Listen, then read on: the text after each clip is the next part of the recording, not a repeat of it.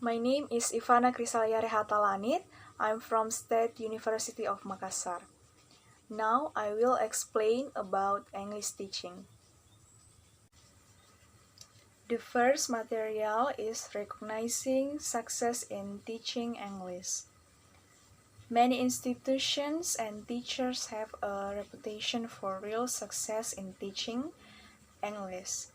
Others have a poor reputation. For example, some people will tell you they learn a lot of English at their school. Others will say they studied for 3, 4, or 5 years or more and learned almost nothing. The main test for real success in teaching and learning should be whether or not the learners can communicate at all in English.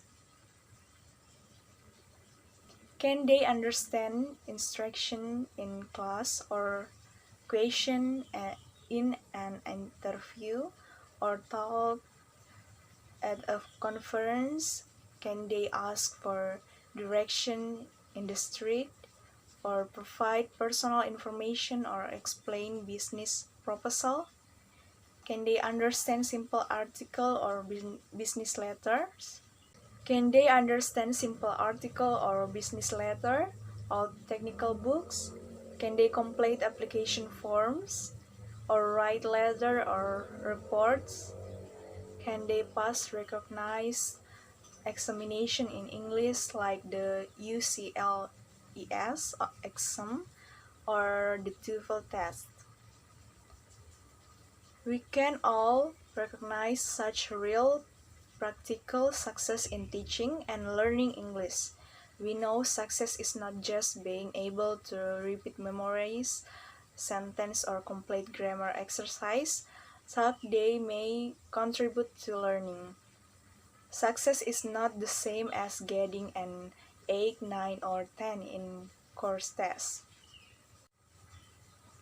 Second, teacher and teaching. Successful teachers and the institution where they teach may differ in many ways. For example, in the teacher's experience, training, and level of English, or the size of classes, hours of class per week, and the methodology and material used. However, successful teachers tend to have certain things in common. They usually first have a practical command of English, not just a knowledge of grammar rules. Second, use English most of time in every class, including beginner classes. Third, think mostly in terms of learner practice, not teacher explanations. Fourth, find time for real communicative activities, not just practice of language forms. Fifth, focus their teaching on learners' needs, not just on finishing the syllabus or course book. As far as point 1 is concerned, a teacher's development of a command of English should be a lifelong hobby as well as a professional obligations. Of course, a knowledge of the rules and terminology of English grammar and vocabulary is also useful. But teaching, especially language teaching, is much more than just the transfer of knowledge. If teachers follow point 2, this means that their learners continuously experience the real communicative use of English. It increases their exposure to the language through listening comprehension.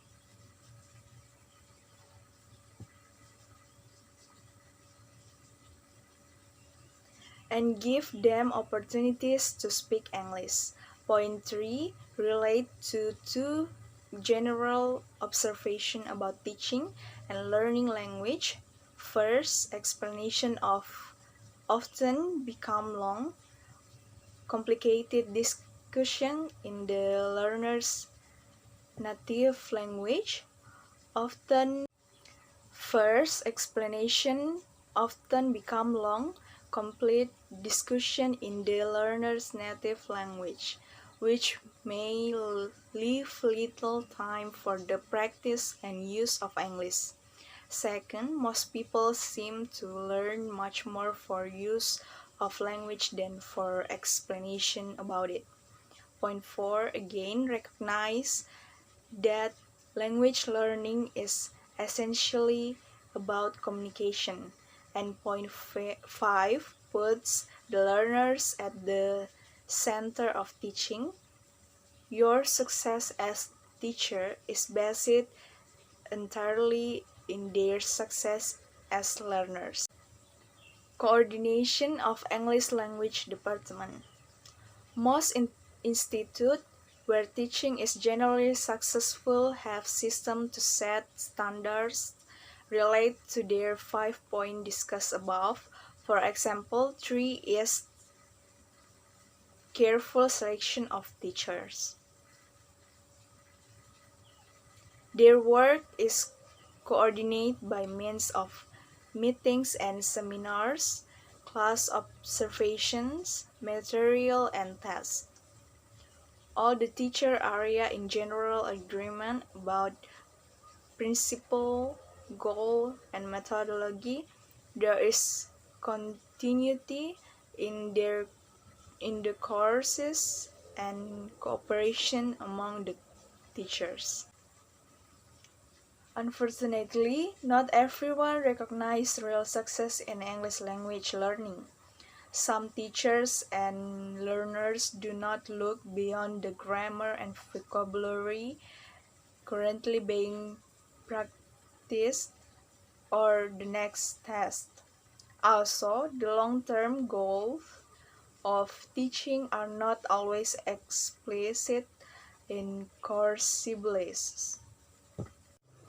In fact, course syllabus, materials, and tests sometimes seems to present only a squeeze of short-term objective, although short-term objectives are important in giving learners and teachers a feeling of making progress.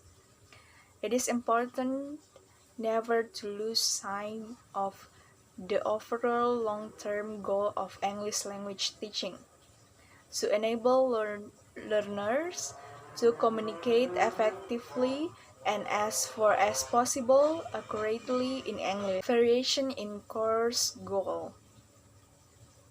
English is taught as a foreign language in very different contexts around the world, to school children and working adults, in small and large groups, for 3 hours or 10 hours a week.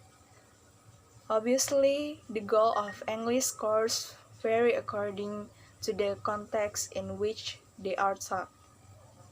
The goal of different courses may be, or at least may appear to be, any of the following. First, to enable the learners to communicate in real English, both spoken and written. Second, to enable the learners to read technical publication in real English. Third, to get the learners to memorize English grammar, rules, and vocabulary. We use the explanation real English in 1 and 2 to refer to the English used both inside and outside language classroom. For example, the English of instruction, conversation, magazine, book, airport, and the internet. In contrast, the information about English grammar, rules, and vocabulary in 3 is often present, practiced, and tested in unreal English. The language in the exercise and test will be seem strange to native speakers or even confuse them. Working with Unreal English may give learners some useful foundations in grammar and vocabulary, but it is a long way from the use of English for real communication. Ideally, the goal of most English language course would be like that one to develop a generation command of real English for use outside the classroom. If learners can communicate effectively when hearing, reading, speaking, and writing real English, they will manage in almost any English language situation they meet outside the classroom. But in many contexts, factors such as a shortage of time or the large number of learners in a class make this goal seems difficult or impossible to reach. When the time is short, one common response is to limit the goal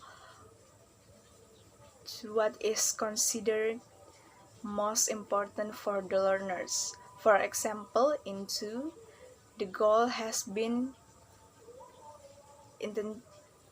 intentionally limited to reading technical publications. In higher education, reading is often considered the most important skill to master.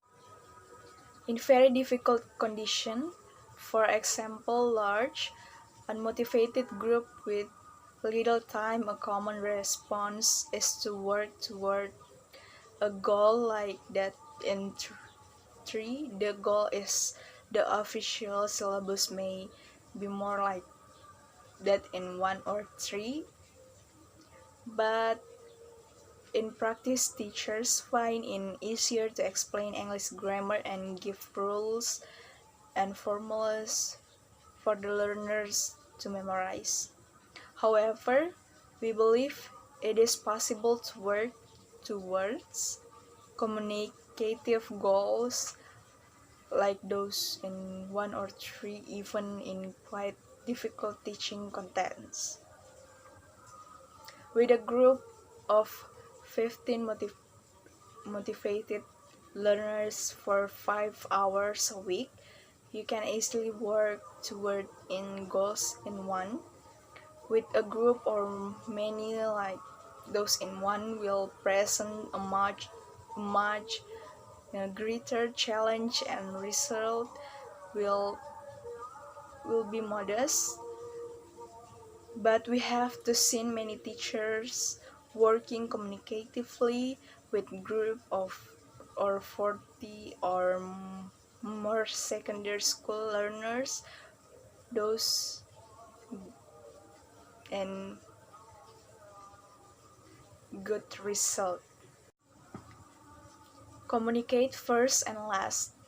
If communication in English is to be perceived but the learners as the main goal of the course, English should be for real communication in the classroom as much as possible.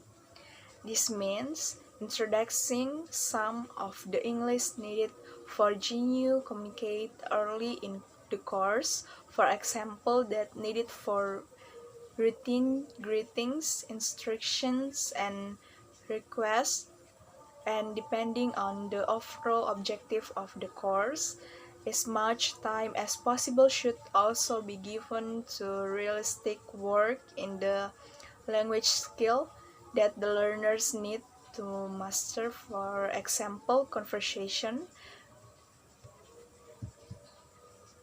reading comprehension, or write English as the main classroom language. Among the many possible uses of English in the classroom are greetings and verbals. For example, good morning, how are you? See you tomorrow. Instructions, for example, Open your book at page 62. Look at the picture. Inquires, for example, can you see David? Would you like to move over here? Feedback, for example, that's interesting, Maria. Very good. Chat, for example, calling roll. Tony? No?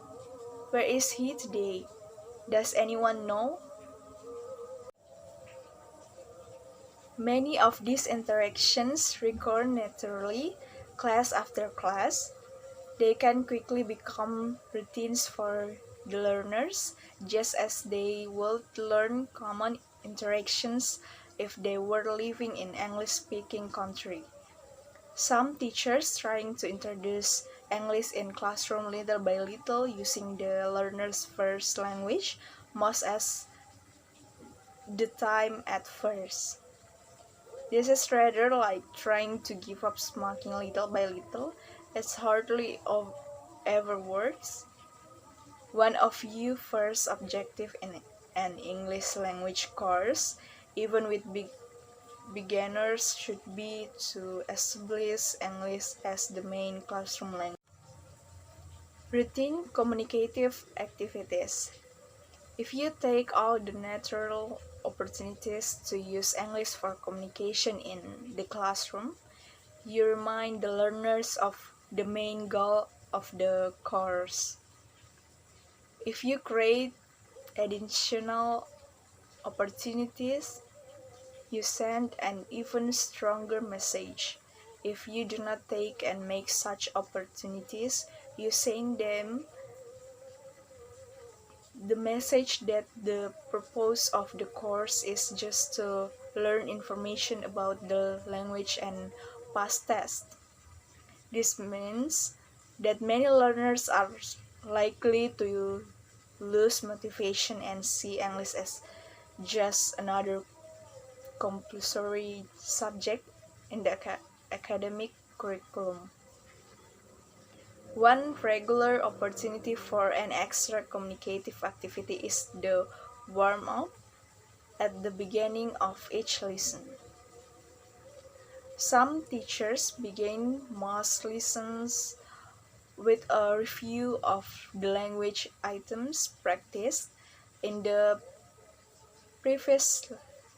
Motivations. Most teachers consider motivations essential for successful language learning. However, motivation is difficult to define and measure.